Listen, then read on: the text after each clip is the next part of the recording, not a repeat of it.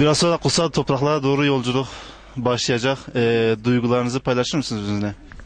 Duygu çok güzel, kutsallar çok güzel yerlerdir. Allah tüm Müslümanlara nasip etsin. Heyecanlıyız. İlk defa mı gidiyorsunuz? Yok, 3. kezdir gidiyorum. Her gidişinizde ayrı bir tat. Tabii her gidişimizde ayrı bir duygu, ayrı bir sevinç, ayrı bir hasret. Allah hani tüm Müslümanlara nasip etsin tekrar diyorum. Amin. Gidiyor Umre'ye? Babam. Baban. Ayrı kalacağından dolayı üzülüyorsun. Biraz. Biraz.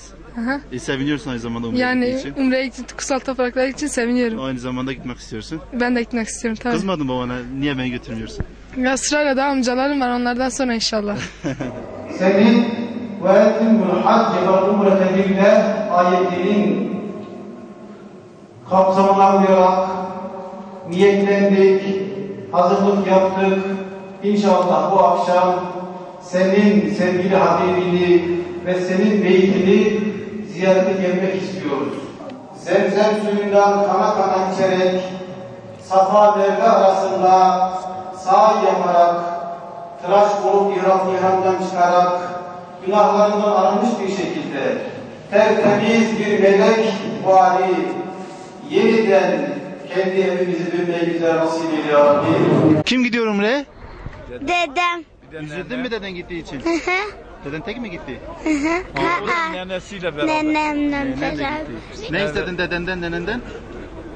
Orada ne istedin? Dua. Daha istedim. Dua istedin. Evet, dua istedim. Başka eşya getirecek. Ağladın mı sen? Deden Ben gitti. ağlamadım ama bunlar ağlıyorlar diye beni de ağlatacaklar. Anlatacaklar. Seviniyor musun dedenin Umre'ye gittiği için? Evet. Dua istedin mi ondan? Aferin. Rojda sen? Sen? Ben de dedemgiler gittiği için çok üzüldüm. Üzüldün. Ama biraz yani üzülmen ne için? Hem üzüldüm hem sevindim. Kutsal topraklara doğru yolculuğunuz var.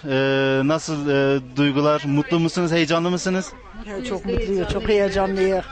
Allah herkese nasip etsin. Görmeyenler Allah oraları görsetsin inşallah. Allah öyle bir duygu ki kaç gündür uykum gelmiş. Allah'ım herkese nasip etsin inşallah. Allah'ım herkese nasip etsin. Bütün ümmete. Dolayı mutluyuz. Cenab-ı Hak ihlasla gitmeyi gelmeyi ümmeti Muhammed'e ve bize nasip etsin. İlk defa mı gidiyorsunuz? Ben 6. defa gidiyorum. Evet. Doymadınız her seferinde bir daha. Her gittikçe özlem artar, haslet artar. Yani bu başka bir duygu. Bunu ifade etmek mümkün değil. Hiç kimse sözleriyle ifade edemez. Ancak ne kadar dağarcığında kelime varsa o kadar anlatır. Onun dışında ifadesi mümkün değil. Gitsin. Herkes Ümre'ye gitsin. Herkes hacca gitsin. Bütün Müslümanlar hacca gitsin. Bu yaşta gidiyorsunuz, sıkıntı yapmıyor mu size? Vallahi orada yapmıyor. Oranın havası bambaşka. Oranın neşesi bambaşka. İnsan yaşlılığı unutuyor, hastalığı unutuyor. Hiç aklına bir şey gelmez orada. Sadece orada Hazreti Peygamber'in göz önüne alırsın. Başka bir şey aklına gelmez. Haklı mıyım haksız mıyım? Musa! Videoda resim de çeksin. Çektin mi?